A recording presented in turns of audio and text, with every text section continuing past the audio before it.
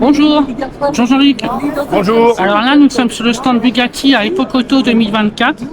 Donc, est-ce que tu peux nous présenter ce modèle? Totalement. Alors ça, c'est une reproduction. Oui, C'est d'accord. une voiture qui n'est pas finie, qui est en cours de construction, qui est la reproduction d'une voiture qui n'existe plus, puisque c'est le prototype, c'est le premier prototype avant la construction des 35.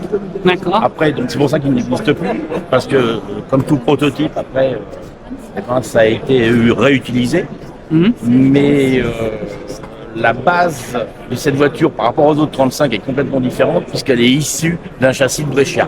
Le Brescia qui était la voiture qui a gagné beaucoup de courses, qui a permis à Ettore Bugatti de se faire connaître. D'accord. Puisque ça a été premier, deuxième et troisième en 1920 au Mans, et premier, deuxième, troisième et quatrième en 1921 à Brescia en Italie. Et Ettore Bugatti étant d'origine italienne, c'est pour ça qu'on a appelé les Brescia. C'est 4 cylindres, 16 soupapes à l'époque, il ne faut pas l'oublier. Donc là, on est sur une voiture qui est en cours. C'est des années bien entendu, c'est des années de travail. D'accord, bah, je me doute. D'accord, comme on peut le voir. Après, tu pourras faire un petit tour et voir l'intérieur si ça t'intéresse. Bien sûr. Voilà. Alors, du coup, ça délivre combien de chevaux ces modèles-là? Parce que je ne connais pas du tout. Alors, ça, c'est les premières. On est bien en delà des 200 chevaux.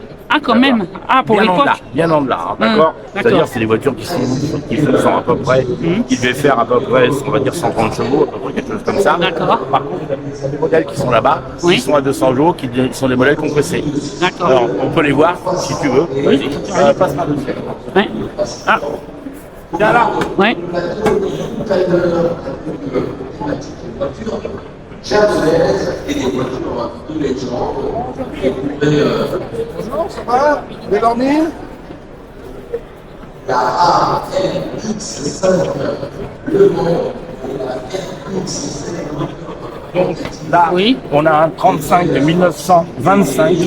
Oui. Puisque là-bas, on est en 1924. D'accord. En prix de Lyon, à 30 000, même avant 1924, c'est quoi 1922, ouais, ça doit. Enfin, il l'est pas parce que c'est le repos. Là, on est sur un véhicule de 1925, moteur 8 cylindres en ligne, 1991 cm3, ce qu'on appelle une Grand Prix de Lyon. Pas encore compressé à l'époque. Oui. Boîte 4 vitesses. C'est des voitures d'une centaine de chevaux.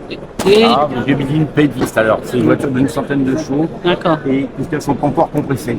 Et on va aller voir l'autre. Oui, et je voulais te poser la question, c'était traction en général? Propulsion. Toute propulsion. Toute propulsion. D'accord. Toute la transmission. D'accord. La bout de route, la boîte de vitesse qui est là. Alors attends. La boîte 4 vitesses. Oui. D'accord. Oui. Donc ça c'est la essence, c'est la pression qu'il va y avoir dans le réservoir avec la pompe qui va être là de manière à injecter pour pouvoir pousser l'essence jusqu'au carburateur. D'accord. Qui sont en plus en hauteur. D'accord.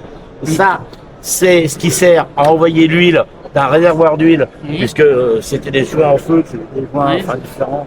Donc à l'époque, c'était le rôle du mécano d'envoyer de l'huile, magnéto et contour. Voilà. D'accord. Et les 35, on les reconnaît bien, parce que de toute façon, la magnéto est au milieu. Alors que les 51 en double arbre à cam, il ne faut pas l'oublier, en 1929, la magnéto se trouve là. Donc voilà. Et l'arbre de roue et le pont arrière. Donc là, on est sur un 35B. Oui. Alors, quelle est la version là? En fait, c'est laquelle la version, on va dire la. Oui. 35B, exactement le même moteur. Oui. D'accord, 2 litres. 8 cylindres en ligne. Avec le compresseur qu'on peut voir. Le carburateur se trouve en dessous. La trappe d'accès au carbu. D'accord, qui se trouve en dessous. Le compresseur et tout ça, c'est compressé en avant et on pousse. D'accord. Est-ce qu'il y a un modèle qui, on va dire, plus haut de gamme ou plus sportif? 51. 51, C'est ce que d'accord. je te disais. Oui, oui, Donc d'accord. on oui. connaît le 51. Avec D'accord. le double arabe qui a rien à voir, on a l'impression que c'est une sorte de moteur en V. Ça n'a rien à voir. C'est la boîte à cam. D'accord. Deux boîtes à cam, double boîte à cam avec les. Et est-ce que c'est des modèles fiables? Oh, totalement. Ça Absolument. roule encore. Oui, voilà, d'accord. D'accord. Là, pareil, c'est l'intérieur aussi. Pardon. L'intérieur, pareil, C'est pareil, au volant. c'est pareil. Pareil, oui, C'est plus ou moins manomètre. propre. Oui. Toujours le même manomètre. Il a D'accord. rajouté. Il y a une température d'eau, mais ça c'est normal. Pression d'huile. Toujours la pression d'essence. D'accord. Là. Oui. Bon, il y a une horloge. C'est plus bon avoir l'heure. Et D'accord. compte tour, évidemment, D'accord. pas de compteur de vitesse. C'est des Ok. voitures de circuit, des voitures de course. Ça marche. Immatriculées, puisqu'à l'époque, on allait, il faut pas oublier qu'on allait, et on l'a sur les photos derrière toi, on allait, à l'époque, on allait par la route. Les pilotes allaient par la route, Ah oui. rejoignaient les circuits par la route. Voilà. Ah, je suis impressionné parce que c'est vrai, quand on voit ces voitures-là, on dit est-ce Donc- que c'est dur à conduire? Non, pas du tout. Pas du tout. Très ludique, très simple. Très Pas simple. Très simple. Oui, pour celui qui connaît, enfin, On est né dedans, nous. On Oui, connaît, je quoi. comprends. Ça fait des années. d'accord, Donc, ça fait des dizaines d'années, donc on connaît, quoi. ça marche. Et puis on connaît tous les modèles, on connaît surtout des Brescia, des choses comme ça. Donc on des voitures on va Mythique, dire, ouais. Ouais. beaucoup moins confortables. D'accord. Voilà, j'espère que j'ai répondu à toutes Oui, tes bah questions. écoute, Jean-Luc, je te remercie. Salut à tous. Et puis à très bientôt. À Est-ce bientôt. que vous